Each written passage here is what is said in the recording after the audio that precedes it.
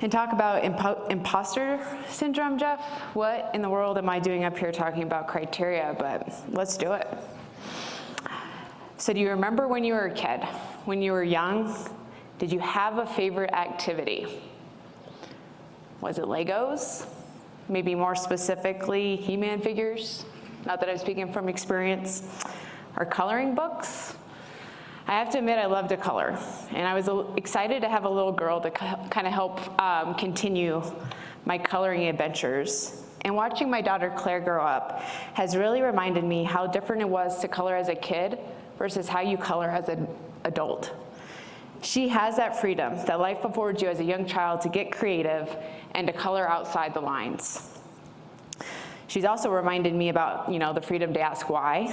We ask why to the extent of annoyance as a kid, but we still asked why. The creative freedom didn't last too long. We were encouraged to be creative, but academics started to become linear, and there were a lot more lines to stay in between. And admittedly, life got busy, and I had to start adulting. The need to become organized and efficient was now essential. Flowcharts and checklists helped me stay within those lines and be consistent. And maybe I stopped asking why and just started asking how.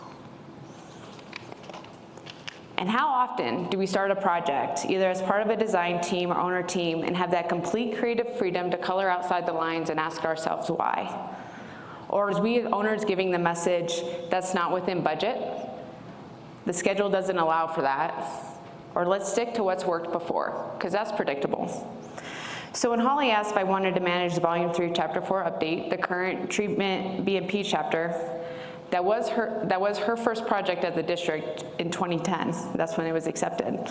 I did say yes, not because I'm the subject matter expert. I am no Holly, imposter syndrome again, but because I was curious about the why behind the stormwater control measures, the why behind this important piece in a 4-step process. It's easy to ask people to implement, but if you don't fully understand, maybe you're missing part of that puzzle. And so I think this has been hit on a couple times this morning, and I apologize for not coordinating accordingly, but I did ask that question at the start of this project.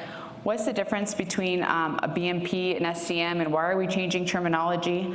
And Brick in our office kind of said it to me best, and I just kind of want to reemphasize that the term's always been around, but BMP is really the practice which stormwater measures are introduced, and the stormwater control measure is a physical structure that's installed. So I asked that question too, and I just wanted to be clear with this audience. So we started the update with the 9-month stakeholder outreach process to better understand how criteria was used, what were the concerns, and what areas needed to be updated. The silver lining in doing this type of outreach during a pandemic was many more stakeholders were able to attend our virtual meetings and provide feedback on the existing fact sheets. We were able to record the meetings and post them to our website in case stakeholders couldn't attend and wanted to view that information at a later time and provide feedback to us at their leisure.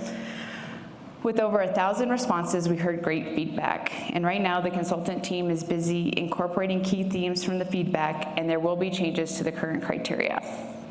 Some of those changes, for example, and just to name a few, because again, we got 1,000 responses, there will be updates to each fact sheet to help the user better understand which stormwater control measures are meeting the MS4 design standard. You will see new fact sheets for manufactured treatment devices. The update will include more examples and guidance on level spreaders, alternatives to the micropool, and changes to bioretention media based on stakeholder feedback and ongoing research that Brick will talk about later today. But what we consistently heard from all stakeholder groups was there were areas of the criteria where the intent behind the different SCM components was unclear. For example, what is a micropool and why do we need it? That's not clear. If that's not clear in the criteria, people may make ill-informed changes to that component. The criteria should also provide flexibility for innovation and be organized to encourage users to read other relevant information in Volume 3 during the design process. Dave alluded to the 4-step process, but that currently is not in Chapter 4. That's in another chapter in Volume 3. By understanding the intent, the designer and reviewer will be able to achieve innovation while meeting the MS4 design standard. And while we're at it, any additional education and outreach around these changes, as John would say, would be delightful. So this is a typical scenario in how the fact sheets in Volume 3 may currently be used. Via the master plan, a design engineer may discover that a site requires regional detention. The design engineer can Google MHFD extended detention basin and go straight to that fact sheet and the design procedures that are outlined, incorporate the minimum criteria, size the outlet structure using MHFD detention, and with a few additional outlet structure details, have a detention basin that meets criteria. That's simple, right? Does a basin designed this way meet the local criteria and satisfy the MS4 permit? Yes, yes it does. But what if we took a step back and asked ourselves, why are we doing this basin? What is the context? Is it part of this 4-step process? Should it be part of the 4-step process? Is there an opportunity to add community value and protect our waterways? And what if we ask ourselves, why not, and get creative? To Dave's point, why not? If the intent of the scenario is to provide water quality for adjacent development, let's start by exploring and implementing the 4-step process.